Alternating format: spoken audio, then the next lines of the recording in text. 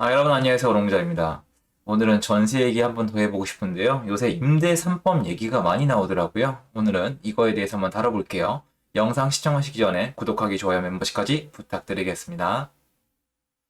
임대 3법 얘기를 안 하다가 임대 2법이었다 3법으로 바뀌었죠, 이제. 임대 3법에 대한 얘기를 한동안 안 했었어요. 왜냐면 언론에서 눈치를 좀 많이 봤죠. 그래서 사실은 제 입으로 제가 얘기하기도 참 이렇게 대신 얘기하는 거지만 부끄럽지만 임대 3법 덕분에 갱신권을 쓴 사람이 많아서 뭐 서울 기준으로는 80%, 경기권 기준으로는 70% 이상이 갱신권을 써서 전세가 상승을 막고 서민을 보호했다는 기사가 나왔을 정도예요.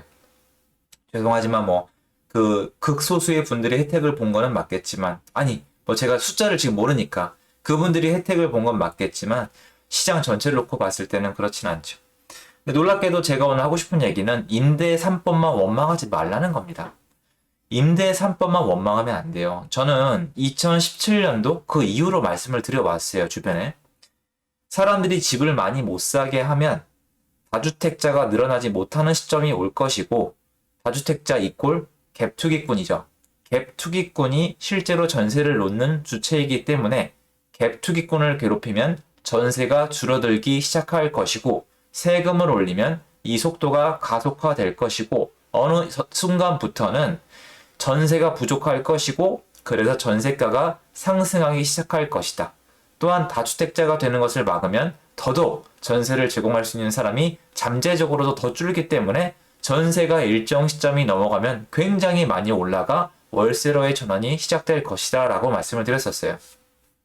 제가 이걸 어떻게 하냐면 제가 영리한 게 아니고 2013년, 2014년, 2014년도에 박근혜 정부 때 투기꾼을 양성을 했어요. 실제로 따지면 뭐 굵직한 법들을 부동산 규제를 해지하면서 실질적으로 집 실컷 사세요 이렇게 했습니다. 약간 청약도 풀어주고 대출도 좀 풀어주고 이거저거 다 풀어줬습니다. 맞아요. 외부에서 봤을 때는 투기꾼 양성이 맞습니다. 근데 그 결론적으로 2년 후 2016년도부터 전세가가 놀랍게도 굉장히 잡기 어렵거든요. 잡히기 시작했어요. 그래서 전 그때 알았어요. 투기꾼을 양성을 하면 전세가가 잡히는구나. 쟤네는 돈만 보고 투자를 하니까 전세를 내놓을 때 서로 경쟁이 붙으면 그냥 세입자 모시기예요. 가격이 잡혔을 뿐만 아니라 세입자 모시기니까 수리도 해드리고 4년 계약도 해드리고 조건 다 지켜드렸단 말이에요. 뭐 전세권 설정해달라면 해드리고 보증보험 가입하라면 가입해드리고 막 그랬어요. 근데 지금은 아주 많은 상황이 바뀌었습니다. 자, 근데 이 시점에서 여태까지 다주택자를 통해서 나올 수 있는 전세 매물을 없앤 거는 쏙 빼고 2020년도 7월 달에 시행된 임대 3법 탓만 한다? 이건 어쨌건 간에 맞지 않는 거예요. 물론 상황이 아주 악으로 치달았을 당시에 임대사업법이 도입되면서 가속화된 효과는 있는 것 같아요. 제가 봐도. 굉장히 가속화시켰고 이 시장을 더 악화시킨 것 같긴 해요. 물론 제 말은 제가 보는 시점에서는. 하지만 제가 봤을 때 근원적인 문제는 그게 아니라 근원적인 문제는 세금 강화와 다주택자를 압박함으로써 전세 공급 자체를 씨를 말리기 시작한 시점은 2017년도 파리 대책이기 때문에 그때부터 2017을 넘어서 2018, 19, 20, 3년 동안 이 바닥 기반이 조성이 된 다음에 임대 2법과 3법이 딱딱 도입이 되면서 가속화와 그 결론을 낸 것이지 다른 거 다 제껴놓고 다 오케이 오케이 하다가 임대 3법 하나 때문에 전세 시장이 이 모양 이 꼴이 났으니까 너네 탓이다? 뭐 예를 들어서 전세 평당 1억 있다라 전세값 상승률 법 시행 직전 1년 3배 그러면 전세값 상승률 법 시행 직전이니까 임대 3법 탓을 하겠다는 거 아닙니까? 제 말은 임대 3법은 좋은 법이다 잘 됐다 이 얘기를 하고 싶은 게 아니라 임대 3법 하나 때문에 이렇게 된 건 아니라는 거예요. 자, 제가 이 얘기를 지금 왜 할까요? 맞아요. 많은 분들이 전세 때문에 너무 힘드니까 뭐가 문제인지 어떻게 해야 해결이 되는지 궁금해하세요. 많은 분들이 이렇게 대답을 하십니다. 임대 3법만 옛날로 되돌리면 됩니다. 아닙니다. 여러분, 임대 3법만 옛날로 되돌린다고 여러분이 생각하는 예전에 전세 매물이 충분했던 시장으로 돌아갈 확률은 낮아요. 이미 다주택자는 줄기 시작했고 엄청난 압박을 느꼈고 늘어나지 못하고 있습니다. 물론 지역마다 다를 수는 있어요. 갭투기꾼들이 미친 듯이 달려간 곳은 아닐 수도 있겠죠. 그런데 여러분이 아시겠지만 임대 3법을 과거로 돌리기 굉장히 어려운 상황인데 잘못 알고 임대 3법만 해결되면 모든 게 해결될 거라고 믿고 있으셨는데 임대 3법을 뒤로 돌려도 시장이 정상화가 안 되면 황당하지 않으시겠어요? 임대 3법을 뒤로 돌리는 게 어떤 효과가 있을지는 좀 지켜봐야 돼요. 왜냐면 물론 실질적으로 이렇게 될 확률도 저는 거의 없다고 보지만 왜냐면 임대 3법이 통과될 때 저는 제 강의장에 있었던 분들은 아시겠지만 저는 너무 당황했어요. 좀 많이 당황을 했고 내가 많이 부족했구나 라고 많이 느꼈어요. 저는 통과가 안 될 줄 알았거든요. 많은 분들이 그걸 되게 가볍게 여기시더라고요. 그냥 임차인을 보호해주는 법이다 이렇게 생각을 하셨는데 여러분 임대차 특별보호법은 예전에 전두환 대통령 시절 때 이미 한 번 있었고 그때 어마어마한 파급 효과가 있었어요. 물론 그때 일기 신도시 입주가 기다리고 있었기 때문에 그러니까 시간이 지나서 잘 해결된 것처럼 보이지만 일기 신도시 입주 없었으면 어떻게 됐을지 몰라요. 그리고 심지어 일기 신도시가 입주하는 기간 동안 3년, 4년이 넘는 기간 동안에 주택시장은 오르지 못했지만 전국적으로 봤을 때, 특히 수도권을 봤을 때, 더더욱 특히 서울을 봤을 때 전세가는 올랐어요. 그러니까 이미 그 바뀐 임대차 보호법이, 임대차 특별보호법이 상당히 효과가 크다는 걸 다 알고 있는 상황인데 그때는 1+1이었거든요. 엄연히 따지면. 그러니까 이게 2탄짜리였단 말이에요. 2발짜리 총알이었다면 지금은 4발짜리예요.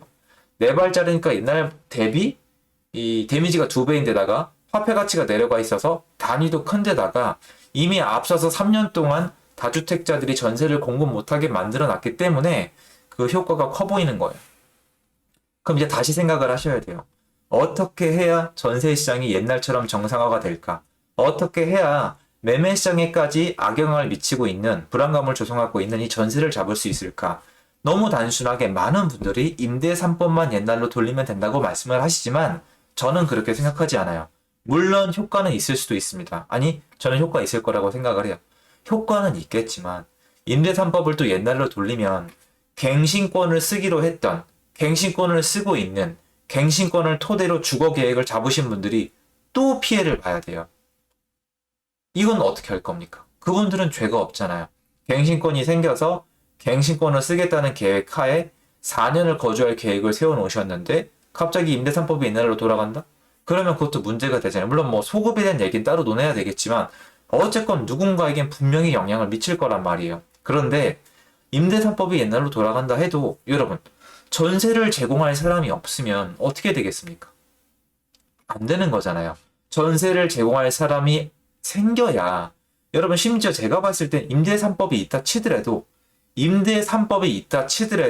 시중에 다주택자가 계속 늘어나서 주택을 전세 시장에 전세를 계속 공급할 사람이 남아 넘치면 전세가는 쉽게 오르지 못합니다.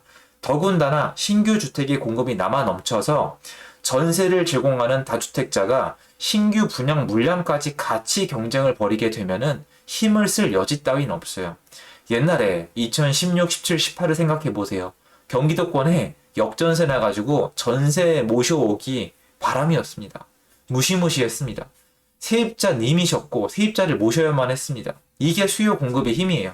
그런데 임대 3법도 물론 수요 공급에 영향을 미치겠지만 근본적으로 전세를 공급할 수 있는 사람을 늘려주지 않는다면 과연 그게 효과가 있을까요? 2017년도부터 지금 여러분 4년이 지났습니다. 지금 9월 달이니까 4년하고도 1개월이 넘게 지났죠. 파리 대책이었으니까. 여태까지 일어난 현상을 근본적으로 보셔야 돼요. 물론 이 현상을 좋아하시는 분도 계시고 이걸 지지했던 분들도 계세요. 그분들도 국민이기 때문에 존중받아 마땅합니다. 그리고 분명히 알게 모르게 투기꾼이 많이 줄었고 유동성이 돌면서 투기꾼이 늘어나는 걸 막은 효과가 있을 수도 있어요. 근데 저는 확인을 못 하겠는 게 주택 가격이 올라가고 있잖아요. 다주택자 수는 줄고 있어요. 임대사업자도 더 이상 늘어나지 못하고 있습니다. 어떤 부분에서는 원한대로 됐다고 칩시다. 그런데 문제는 전세가 지금 물량이 절대적으로 부족한 거는 시장에 나간 전세 수요자는 다 느끼고 있잖아요. 그럼 다급한 건 뭐예요? 임대 3법이 아니라 전세를 공급하는 사람을 늘려줘야 돼요. 또 많은 분들이 오해하시는 게 이걸 국가에서 공급해달라고 하는데 한국은 여러분 이미 임대차법, 그러니까 임대차 시장의 80%를 민간에서 차지하고 있고 이걸 나라에서 사들이거나 수용할 수가 없게 되어 있습니다. 그러니까 민간에 여러분이 그 싫어하는 투기꾼들이 전세를 공급을 해줘야만 해요. 급한 문제거든요.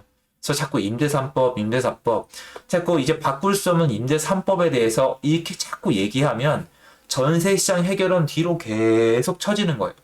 근본적인 문제인 전세 시장에 물량을 공급할 수 있는 사람들이 있어야, 아니, 늘어나야만 한다는 부분에 대해서 많은 분들이 좀 깨우치고 좀 공감할 수 있는 시장이 생겨나면 거기서부터 해결의 실마리가 조금이라도 풀려나가지 않을까? 이렇게 생각이 들어서 좀 영상을 준비했습니다. 의견이 저랑 다른 분들은 제가 뭐 설득력이 부족하거나 제가 틀린 걸 수도 있으니까 할 말은 없지만 저는 지금 이렇게 자꾸 뉴스에서 임대 3법만 떠들어댈 때가 아니라고 생각을 해요. 왜? 이걸 다시 바꾸기 너무 어렵고 실질적으로 차라리 근본적인 문제였던 부분을 해결하는 게 더 좋다고 믿기 때문입니다. 영상이 꼭 도움이 되었으면 좋겠고요. 들어주셔서 감사합니다. 인사드리겠습니다. 감사합니다.